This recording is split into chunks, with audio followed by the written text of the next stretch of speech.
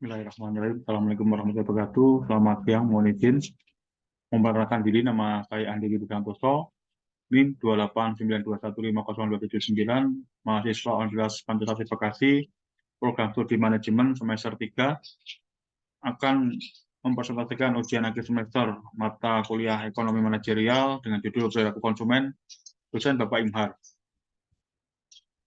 Sebelum kita masuk ke materi, saya akan memberikan penjelasan apa itu perilaku konsumen.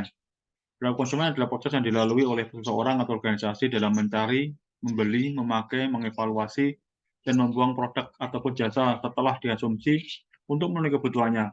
Atau menurut Beckman dan Kanuk tahun 2000, adalah proses yang dilalui oleh seseorang dalam mencari, membeli, menggunakan, mengevaluasi, dan bertindak pasca konsumsi produk, jasa maupun ide yang diharapkan bisa memenuhi kebutuhannya. Ada beberapa pengertian menurut para ahli. Yang pertama, menurut Slavik dan Kanuk, pengertian perilaku konsumen adalah suatu proses yang dilalui seseorang konsumen dalam mencari, membeli, menggunakan, mengevaluasi, serta bertindak pada konsumsi barang dan jasa maupun ide yang diharapkan dapat memenuhi kebutuhan orang tersebut. Yang kedua, menurut Angel, Blackwell, dan Milliard, pengertian perilaku konsumen adalah berbagai tindakan terhadap produk dan jasa, termasuk di dalamnya adalah proses keputusan yang mengawali serta mengikuti tindakan pembelian tersebut. Tindakan tersebut dilakukan dengan terlibat secara langsung dalam proses memperoleh, mengkonsumsi, membuang suatu produk, barang, atau jasa. Sedangkan menurut London dan Bita pada tahun 1995, mencakup proses pengambilan keputusan dan kegiatan yang dilakukan konsumen secara fisik dalam pengevaluasian, peroleh, penggunaan, dan mendapatkan barang atau jasa. Yang menurut Hawkins, Best, dan Coney tahun 2007 merupakan studi tentang bagaimana individu, kelompok atau organisasi melakukan proses pemilihan, pengamanan, penggunaan, dan pengertian produk jasa, pengalaman atau ide untuk memuaskan kebutuhannya terhadap konsumen dan masyarakat. Jenis-jenis perilaku konsumen. Ada beberapa jenis-jenis. Secara umum ada dua jenis konsumen, yaitu konsumen rasional dan konsumsi irasional. Keduanya memiliki ciri-ciri tertentu yang membuat keduanya mudah dikenali. Yang pertama, konsumen rasional. Konsumen yang mengedepankan berbagai aspek konsumen secara umum seperti kebutuhan utama, kebutuhan mendesak, dan kegunaan produk terhadap konsumen tersebut. Berikut ini ciri-ciri konsumen rasional, yaitu A. Konsumen rasional hanya membeli suatu produk berdasarkan kebutuhannya, bukan berdasarkan keinginan. B. Produk yang dibeli oleh konsumen ini memberikan kegunaan optimal bagi dirinya. C. Konsumen ini hanya membeli produk-produk yang terjamin kualitas atau mutunya. D. Konsumen ini umumnya membeli suatu produk yang harganya sesuai dengan kemampuan keuangannya. Konsumen irasional. Konsumen yang mudah terbujuk oleh iming-iming potongan harga atau strategi marketing lainnya dari suatu produk tanpa mengedepankan aspek kebutuhan atau kegunaan produk tersebut bagi dirinya. Berikut ciri-ciri konsumen irasional, yaitu A. Konsumen irasional sangat mudah dipengaruhi oleh iklan dan promosi di berbagai media. B. Konsumen ini cenderung memilih barang-barang berdasarkan popularitas merek, bukan berdasarkan kegunaannya. C. Biasanya konsumen ini cenderung membeli barang karena prestis atau gengsi, bukan berdasarkan kebutuhannya. Adapun faktor-faktor yang mengaruhi perilaku konsumen. Adapun faktor-faktor yang mengaruhi perilaku konsumen antara lain adalah sebagai berikut. Yang pertama, external influence, pengaruh luar. Faktor pengaruh dari luar yang mempengaruhi perilaku konsumen meliputi kultur, subkultur, demografi, status sosial, referensi kelompok, keluarga, dan kegiatan pemasaran. B. Internal influence, pengaruh pribadi.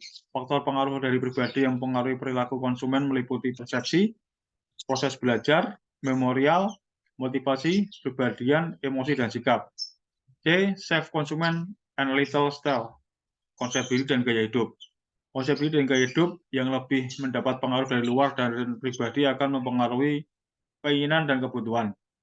D. Discussion proses pengambilan keputusan. Kebutuhan atau keinginan konsumen memicu proses keputusan konsumen. Penting untuk diingat bahwa sebagian besar pembelian yang dilakukan konsumen, mereka mencurahkan sedikit usaha untuk proses ini. Emosi dan perasaan seringkali lebih berpengaruh, seperti halnya fakta dan keutamaan produk. Pendekatan untuk mempelajari perilaku konsumen ada beberapa, ada dua pendekatan. untuk pelajari perilaku konsumen dalam mengkonsumsi suatu barang, yaitu yang pertama pendekatan marginal utility atau kardinal. Pendekatan ini beranggapan bahwa kepuasan konsumen dapat diukur dengan salah satu-satunya misalnya uang. Pendekatan marginal utility digunakan karena anggapan sebagai berikut. A. Utility dapat diukur dengan uang. Menurut hukum Gaussian, the law of diminishing return yang menyatakan bahwa besarnya kepuasan marginal akan selalu menurun dengan bertambahnya jumlah barang yang dikonsumsi secara terus-menerus. B.